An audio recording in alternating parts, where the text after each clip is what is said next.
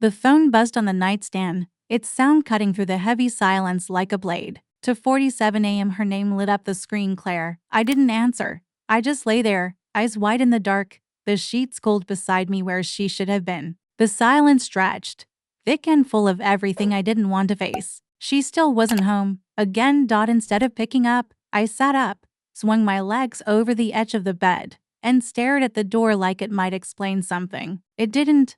Nothing did anymore. Not the late nights. Not the quiet laughs at texts she never shared. And definitely not the way she looked at him tonight.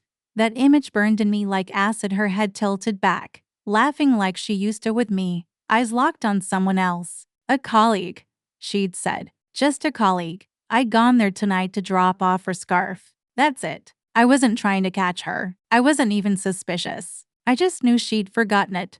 And the air had turned cold. But when I walked into that bar, everything shifted. They didn't see me. I stood there, invisible, while she leaned into him like I hadn't existed for years. Her hand grazed his arm. His smile, confident. Hers, softer than I remembered it being for me in months. She looked happy, genuinely happy. I didn't confront her. I didn't make a scene. I turned around, walked out, and drove home. I hadn't said a word, but something in me had changed.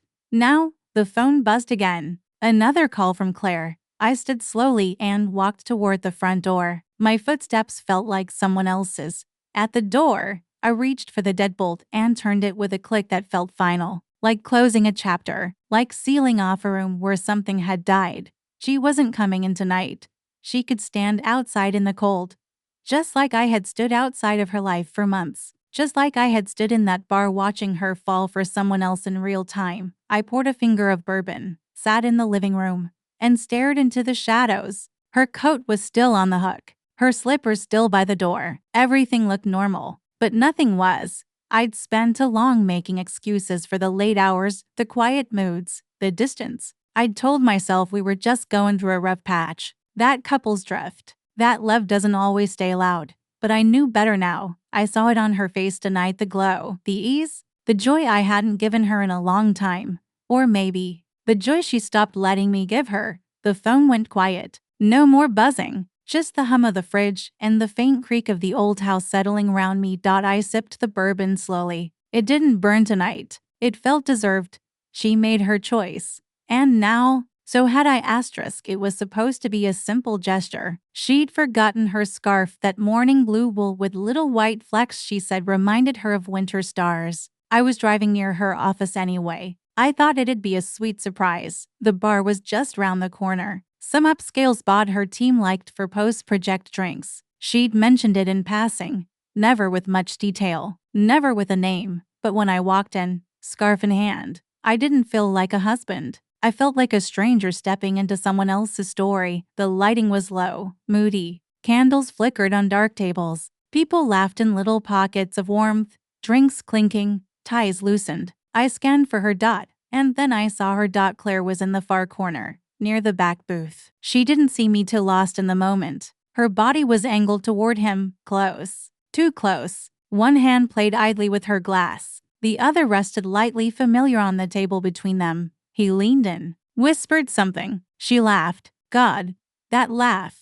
That wasn't the tired, distracted smile I got when I asked how her day went. That wasn't the look I got when I tried to touch her arm in the kitchen. That wasn't for me anymore. I froze. My hand tightened around the scarf. It felt ridiculous in that moment, this soft token of love in a scene that made my chest go hollow. I thought I'd walk up, say hello, be the husband. But my feet didn't move. Instead, I stood there like a ghost, watching the woman I married slip out of reach with every second she didn't look for me. He brushed her hair behind her ear. She didn't pull away. She smiled wider. I turned before they saw me. Back in the car, I held the scarf in my lap like it might anchor me, but it didn't. My fingers went numb. I didn't cry. I didn't scream. I just sat in silence.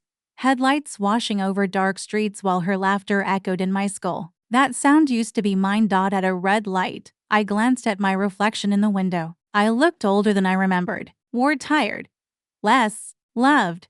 When I got home, I folded the scarf carefully and tossed it onto the armrest. The house was quiet, empty, no dinner, no note, just the dull ache of knowing. Now, Hours later, I sat in that same spot. Her name still burned on the phone screen. I didn't need her to tell me what happened. I'd already seen it. Asterisk, I sat there for hours, unmoving, watching the walls shift in the slow crawl of morning light. The bourbon was gone. My jaw ached from clenching, and somewhere in that stillness, I started seeing things that weren't their daughter wedding photo. Cricket on the shelf, the dent in the coffee table from when we danced too close and she'd knocked over the wine, the little chip on the door frame, where she used to lean when she teased me about burning dinner. The house whispered with ghosts, versions of us that had felt so permanent, so real. I used to believe love broke like glass, fast, loud, sharp, but now I knew better. It rot slowly, quietly, in the spaces between glances, in the silences that stretched too long, in the way she used to kiss my cheek and one day just